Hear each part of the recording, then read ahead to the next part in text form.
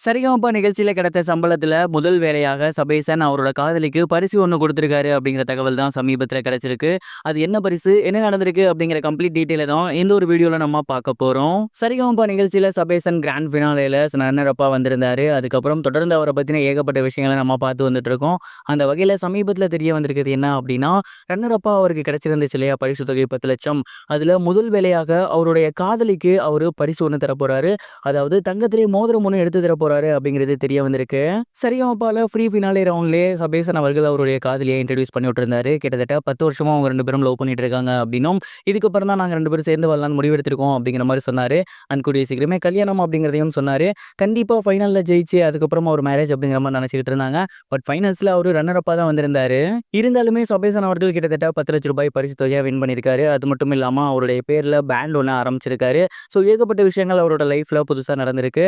And இந்த கிடைச்ச சம்பளத்த வச்சு இதுக்கப்புறம் அவரோட லைஃப்ப ஸ்டார்ட் பண்ணலான்னு இருக்காரு. அதுல முதல் வேலையாக அந்த கிடைச்ச சம்பளத்துல அவரோட காதலிக்கு பரிசு வாங்கி கொடுக்கலாம்னு நினைச்சிருக்காரு. அதுவும் கல்யாண பரிசாக இருக்கணும் அப்படின்னு சொல்லி அவங்களோட காதலிக்கு தங்கத்துல மோதிரம் ஒண்ணு எடுத்து கொடுக்க போறாராமா. அண்ட் அது மட்டும் இல்லாம தங்கத்திலேயே செயின் ஒண்ணும் எடுத்து கொடுக்க போறாராமா. அண்ட் இந்த ஒரு விஷயத்துக்கான ஏற்பாடுகள்லாம் இப்ப அவரு பண்ணிட்டு இருக்காரு. அண்ட் இப்ப அவரோட சொந்த ஊருக்கு அவரு போயிருக்காரு. அண்ட் அங்க தான் இந்த விஷயங்கள் எல்லாமே நடக்க போகுது. நம்ம எல்லாருக்குமே சபேசனா ஒரு வெற்றியாளரா மட்டும் தான் தெரியும் இந்த ஒரு சரிகமப நிகழ்ச்சியின் மூலியமா. ஆனா அவரோட காதலிக்கு பார்த்தீங்கன்னா, அவரு தோல்வியில இருக்கிறதுலேருந்தே தெரியும். அதாவது கிட்டத்தட்ட 10 வருஷமா அவர தெரியும் இல்லையா?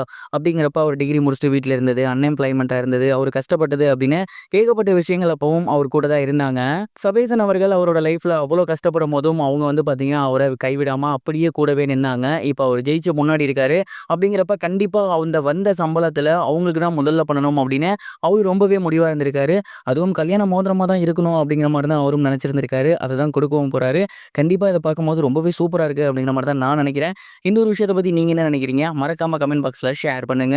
இது ஒரு புறம் இருக்க கைதி பாகம் 2 மீண்டும் தள்ளிப்போ போகுது அப்படிங்கிற செய்தி வெளியாகி கார்த்தி ரசிகர்களுக்கும் சரி, எல்சியூ ரசிகர்களுக்கும் சரி மிகப்பெரிய ஒரு சோகத்த உருவாக்கியிருக்கு அப்படின்னு தான் சொல்லணும். லோகேஷ் கனகராஜ் அவர்களோட இயக்கத்துல கார்த்தி அவர்களோட நடிப்புல வெளியாகி மிகப்பெரிய வெற்றி பெற்றிருந்த படம் தான் கைதி. அந்த படம் தான் எல்சியூவோட மிகப்பெரிய ஒரு ஆரிஜினாவே இருந்துச்சு. அந்த படத்தோட 2வது பாகம் இந்த வருஷம் ஸ்டார்ட் ஆகுறதாக இருந்துச்சு. ஆனா லோகேஷ் கனகராஜ் அவர்கள் ரஜினியோட சேர்ந்து கூலி படம் பண்ணியிருந்தாரு. அந்த ஒரு படம் முடிச்சதுக்கு அப்புறம் இமிடியேட்டா அவரு கைதி 2 தான் ஸ்டார்ட் பண்ணுவாருன்னு சொல்லியிருந்தாரு. ஆனா இப்ப அவரு நடிக்க போயிட்டாரு. அதே மாரி கார்த்தியும் நிறைய படங்கள்ல புக் ஆகியிருக்காங்க. அண்ட் இத தாண்டி லோகேஷ் கனகராஜ் அவர்கள் நடிச்சு முடிச்சதுக்கு அப்புறம் நேரடி தெலுங்கு படம் ஒண்ணு இயக்க போறாராமா. அண்ட் அந்த ஒரு படம் மிகப்பெரிய பொருட்செலவு உருவாக்க போற படம். பவன் கல்யாணும், பிரபாஸும் தான் அந்த ஒரு படத்துல நடிக்க போறாங்க அப்படிங்கிற மாரி டாக்ஸ் வெளியாகிட்டு இருக்கு. அந்த ஒரு படத்துல அவர் பிஸி ஆகிட்டாரு அப்படின்னா, கண்டிப்பா அடுத்த ஒரு 2, 3 வருஷத்துக்கு கைதி படம் பண்றது அப்படிங்கிறது ரொம்ப ரொம்ப கஷ்டம். இதனால எல்சியூ அடுத்த கட்டத்துக்கு போகுமா போகாதா அப்படிங்கிற மிகப்பெரிய கேள்வி எழுந்திருக்கு.